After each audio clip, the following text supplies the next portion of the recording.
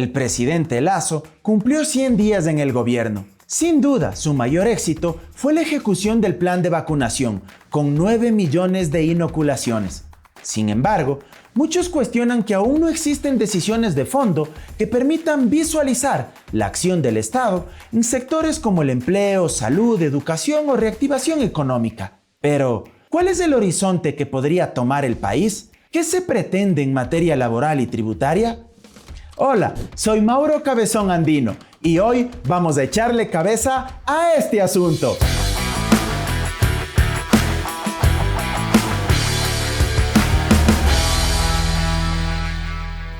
Para empezar, debemos felicitar la ejecución del plan de vacunación. Si uno compara lo realizado por el régimen de Lenín Moreno, los resultados de Guillermo Lasso lo superan abismalmente.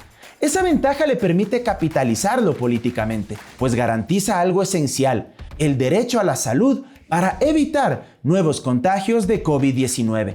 No obstante, debemos aclarar algo. La vacunación es una medida contingente y urgente ante un evento de fuerza mayor que nadie imaginaba. Lo mínimo que el Estado debía garantizarnos es la vacuna. Por eso, tampoco caben excesivas loas, pues era obligación del gobierno proteger la vida de los ciudadanos, evitando más muertes, dolor y sufrimiento colectivo.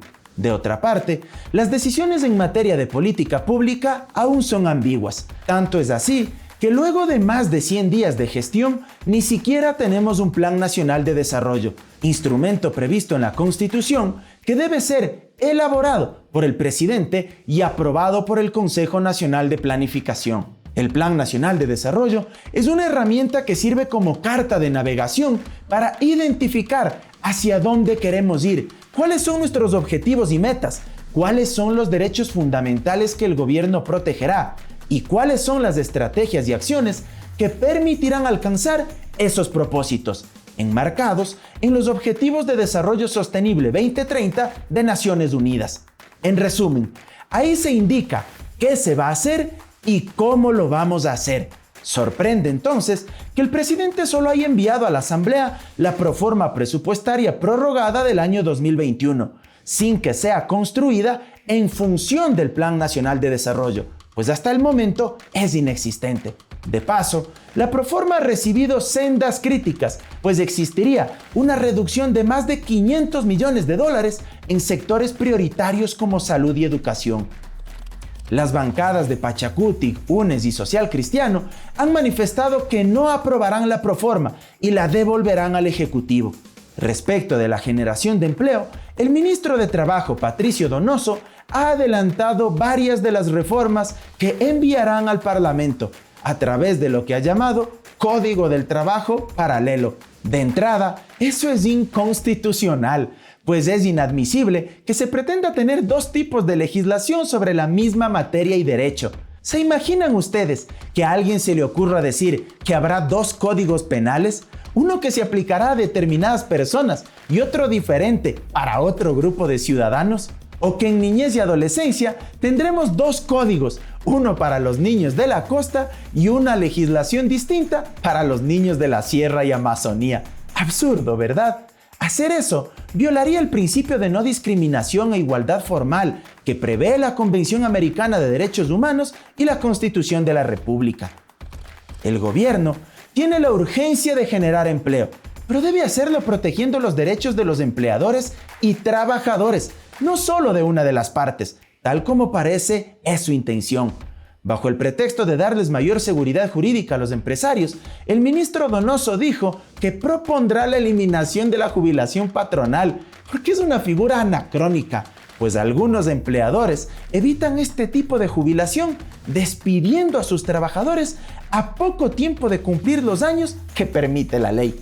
Esas expresiones son el reflejo del mundo al revés, o sea, el ministro está consciente de que existen despidos inconstitucionales e ilegales y que ciertos empleadores votan a sus obreros para incumplir el pago de la jubilación y en vez de diseñar políticas y normas que eviten aquello, controlando, mediando o sancionando de forma más rigurosa, no se le ocurre mejor idea que plantear la eliminación de la jubilación.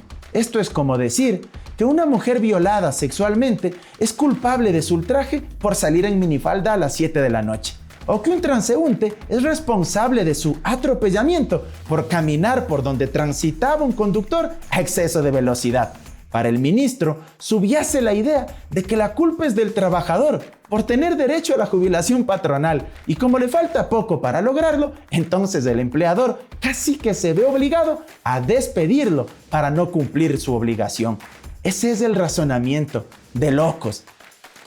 Si bien los datos reflejan que en nuestro país solo 3 de cada 10 ecuatorianos tienen empleo formal y que los demás están en el subempleo o desempleo, eso no justifica que la alternativa sea legalizar la precarización laboral, pues no conforme con lo señalado, también afirmó, sin ruborizarse, que eliminará de un solo tajo la indemnización a los trabajadores por despido intempestivo.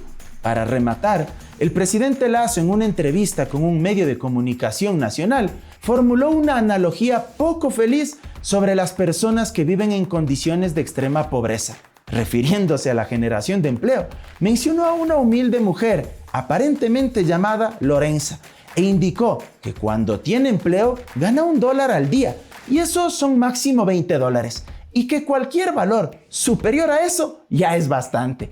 Ese discurso naturaliza y romantiza salarios de miseria, con tal de sostener que dará empleo.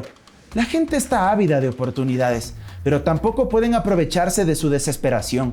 Es obvio que alguien que gana 20 va a querer ganar 30 mensuales, pero la pírrica diferencia de $10 no hace que esa remuneración se vuelva justa. Al contrario, es oprobiosa y abusiva, demostrando que la verdadera intención es socavar los derechos de los trabajadores para favorecer a una reducida élite económica del país. Eso es parecido a lo que hace el audaz comprador que se aprovecha de la necesidad imperiosa que tiene una persona cuando está endeudada. Ese pobre hombre tiene una casa que sabe que vale 150, pero ante el agobio de las deudas y la falta de compradores, la venden 80, porque quien la compra no le ofrece un centavo más, sacando ventaja de su desesperación. El comprador sabe que no le está pagando un precio justo, está consciente que ese inmueble vale más, pero percibe la angustia y le ofrece algo que, aunque sea tremendamente indigno, será aceptado. ¿Por qué? Por la necesidad y el apremio. La clave no está en apoyar únicamente a los accionistas mayoritarios de los grandes emporios comerciales y entidades del sistema financiero, sino más bien en respaldar a los medianos y pequeños empresarios, quienes en la práctica son los que generan la mayor cantidad de empleos a nivel nacional. ¿Por qué no refinanciar las deudas con la banca privada y las cooperativas de ahorro y crédito? Además, muchas pymes no tienen acceso a nuevas líneas de financiamiento o capital semilla, lo que les impide emprender nuevas iniciativas, sostener y expandir sus proyectos. Paralelamente, el presidente Lasso también anunció que buscará eliminar el impuesto a la herencia, aduciendo falsamente que esto beneficiará a la mayoría, pues hasta el más modesto de los ecuatorianos tiene un terrenito, una casa, un barco pesquero o una finca. ¿Qué pretende? Favorecer a sus amigos, aliados y círculo familiar. Los ecuatorianos deben saber que las herencias humildes de menos de $72,000 no pagan ningún impuesto. El pueblo jamás hereda fortunas. De hecho, las tasas de imposición son muy razonables y máximo llegan al 35% sobre el excedente, pero en aquellas herencias que rebasan los $865,000. ¿Cuántos de ustedes heredan semejantes cantidades? Y algo adicional, cuando los herederos son los hijos, pagan un máximo del 17.5%, es decir, el impuesto se reduce a la mitad. Nuestra Constitución ordena que se prioricen los impuestos progresivos y directos y que la política tributaria promoverá la redistribución de la riqueza, no su concentración en pocas manos. Presidente, ¿por qué tiene que ser tan fuerte con los débiles y por qué tan débil con los fuertes? Los trabajadores y jóvenes tienen derecho a construir su plan de vida, a soñar en una familia, pareja, hijos, una vivienda digna, con pan y comida caliente. No una vida llena de deudas, dominación y explotación laboral. No aliente la lucha de clases entre ricos y pobres. Trabajo y salario para la gente, por supuesto, pero con justicia y dignidad. Usted fue elegido para gobernar a favor del 100% de ecuatorianos, no para conducir la gran limusina del 2% de la población. Construya un Estado constitucional y democrático, no un Estado semifeudal donde solo la aristocracia goza de concesiones y privilegios. Las grandes mayorías también exigen derechos, no migajas ni un par de monedas. Que usted haya cumplido exitosamente el plan de vacunación no nos obliga a agachar la cabeza ante las políticas, discursos y prácticas sociales que pretende ejecutar y normalizar. Hasta la próxima.